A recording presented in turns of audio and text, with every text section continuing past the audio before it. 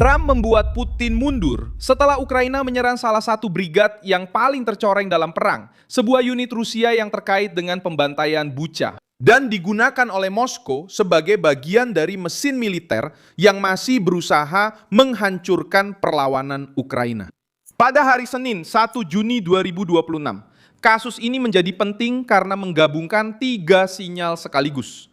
Drone-drone Ukraina berhasil mencapai target-target Rusia yang jauh dari garis depan, Crimea mengalami tekanan logistik, dan Kremlin kembali mengancam Eropa setelah melihat pasukannya sendiri menjadi sasaran. Perbedaannya muncul ketika yang dihadapi adalah Trump. Terhadap para pemimpin Eropa, Moskow memprovokasi. Terhadap Trump, Moskow berhati-hati dalam berbicara.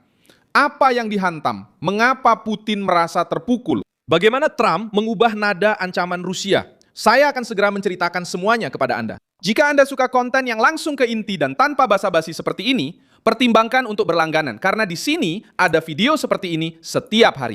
Ukraina menyerang posisi yang terkait dengan Brigade Infanteri Bermotor ke-64 Rusia, sebuah unit yang disebut oleh otoritas Ukraina sebagai salah satu formasi yang terkait dengan kejahatan yang dilakukan di Bucha, wilayah Kiev pada tahun 2022.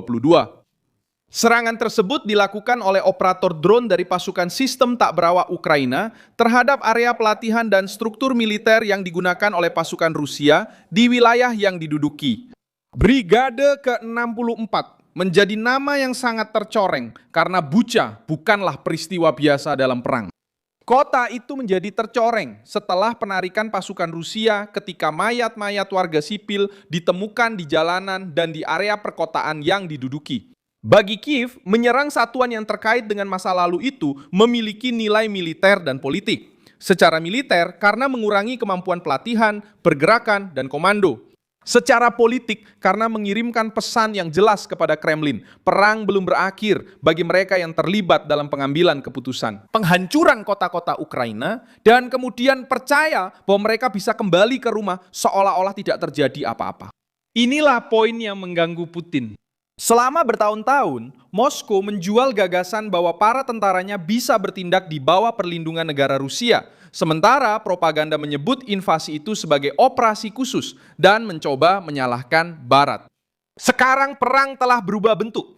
Ukraina tidak hanya bergantung pada parit, artileri, dan pertahanan wilayah. Kiev menggunakan drone, intelijen, pelacakan, dan serangan presisi untuk mencapai target-target yang sebelumnya tampak aman. Brigade teror terkena serangan dalam fase baru ini, di mana medan perang meluas ke gudang, jalur, pusat pelatihan, dan area pendukung. Putin tidak mundur karena terharu. Putin mundur ketika dia menyadari biayanya. Retorika Rusia biasanya meningkat ketika menghadapi pemimpin yang lemah, pernyataan kosong, dan pertemuan yang tak berujung. Namun retorika yang sama kehilangan kekuatannya ketika menghadapi respons keras dari Amerika. Itulah yang terjadi ketika Dmitry Medvedev, mantan presiden Rusia dan tokoh penting di Dewan Keamanan Rusia saat ini, mulai menggunakan retorika nuklir terhadap Barat. Trump menjawab dengan mengatakan bahwa ia telah memerintahkan pergerakan kapal selam nuklir Amerika Serikat ke wilayah yang sesuai karena ada ancaman yang dilontarkan dan orang Amerika akan melindungi rakyatnya.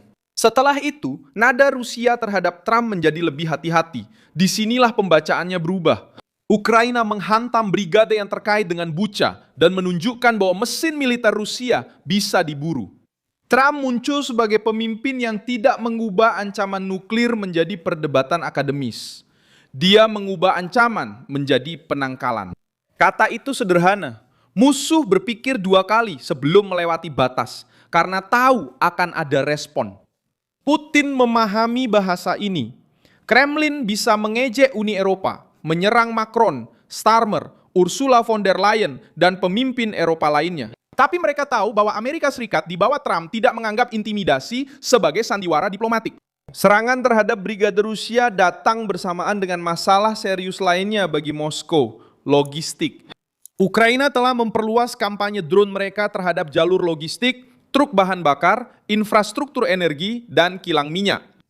Di Crimea yang diduduki, para pengemudi mulai menghadapi antrean, pembatasan, dan kekurangan bensin di wilayah yang dikuasai Rusia.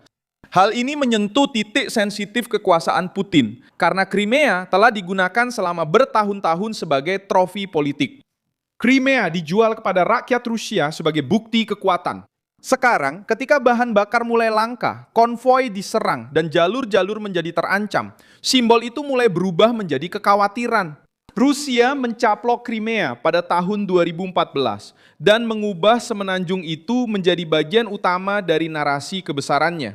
Masalahnya adalah bahwa wilayah yang diduduki membutuhkan pasokan yang konstan, membutuhkan jalan, pelabuhan, jembatan, truk, bahan bakar, perawatan, dan pertahanan udara. Ketika drone Ukraina mulai menyerang logistik ini, dampaknya tidak hanya terasa di peta militer. Sementara itu, Rusia mencoba mengimbangi kelelahan dengan intimidasi. Kasus paling serius terjadi di Rumania, anggota NATO, ketika drone Rusia menghantam gedung tempat tinggal di Galaksis dan melukai 2 orang. Rumania berada di perbatasan perang dan sudah mencatat pelanggaran wilayah udara oleh drone Rusia sejak awal invasi. Namun, menghantam gedung apartemen di wilayah aliansi militer mengubah bobot dari kejadian tersebut. Bahkan ketika Moskwa mencoba menyangkal tanggung jawab, pesan yang sampai ke Eropa sangat jelas. Perang sudah mulai merembes ke dalam wilayah sekutu. NATO bereaksi dengan mengatakan bahwa mereka akan mempertahankan setiap inci wilayah aliansi. Karena itu, kehadiran Amerika Serikat dalam kecaman tersebut sangat penting. Dan karena itu, sikap Trump menjadi semakin penting. Ketika kekuatan Amerika berbicara tanpa meminta izin kepada birokrasi Eropa, Moskow memahami bahwa provokasi bisa berakibat mahal. Medvedev mencoba mengubah insiden di Rumania menjadi sebuah ancaman. Dia mengatakan bahwa orang-orang Eropa harus mulai terbiasa dengan malam-malam yang kurang tenang dan kembali menuduh para pemimpin Uni Eropa terlibat langsung dalam perang melawan Rusia. Ucapan seperti ini bukanlah improvisasi. Ini adalah taktik lama Moskow, menyangkal serangan dengan satu tangan dan mengancam dengan tangan lainnya. Kremlin mengatakan bahwa mereka tidak bertanggung jawab, tetapi tokoh-tokoh politiknya menyiratkan bahwa serangan baru bisa saja terjadi. Trump berperan tepat di sini. Dia sudah menunjukkan bahwa dia tidak termakan oleh sikap jagoan nuklir Moskow. Ketika Medvedev meningkatkan retorika terhadap Amerika Serikat, Trump merespons dengan kapal selam nuklir dan perlindungan langsung kepada rakyat Amerika. Ukraina juga memahami dinamika ini. Serangan terhadap unit-unit Rusia, kilang, gudang, dan jalur pasokan bukan hanya sekedar reaksi. Itu adalah cara untuk membuat Putin keluar dari zona nyamannya. Untuk waktu yang lama, Moskow berusaha menjaga perang tetap jauh dari kehidupan sehari-hari rakyat Rusia. Jauh dari para elit dan jauh dari citra kendali mutlak. Sekarang, drone mencapai wilayah pedalaman, kilang minyak berhenti beroperasi, bahan bakar langka, dan militer yang terkait dengan kejahatan perang menjadi sasaran. Penduduk Rusia mulai menyadari bahwa perang yang dijanjikan akan berlangsung singkat, ternyata berubah menjadi jebakan berkepanjangan yang mahal dan memalukan. Propaganda Kremlin mengatakan bahwa kota-kota strategis akan jatuh, Ukraina akan runtuh, dan Barat akan lelah. Yang muncul sekarang lebih berat bagi Putin. Ukraina masih bertahan, memperluas perang drone-nya, dan memaksa Rusia untuk mempertahankan wilayah-wilayah yang sebelumnya dianggap aman. Trump membuat Putin mundur karena dia menetapkan batas yang dipahami Kremlin. Ukraina menghilangkan sebagian rasa aman psikologis para penjahat perang Rusia dengan menyerang brigade yang terkait dengan Bucha. Saya Milson Alves, seorang internasionalis, dan tujuan saya adalah membuat Anda tetap mendapat informasi yang benar setiap hari. Tautan berita ada di deskripsi video. Beri like pada video ini, subscribe ke channel, dan di akhir, lihat komentar agar Anda bisa lebih terlibat dengan komunitas Milson Alves.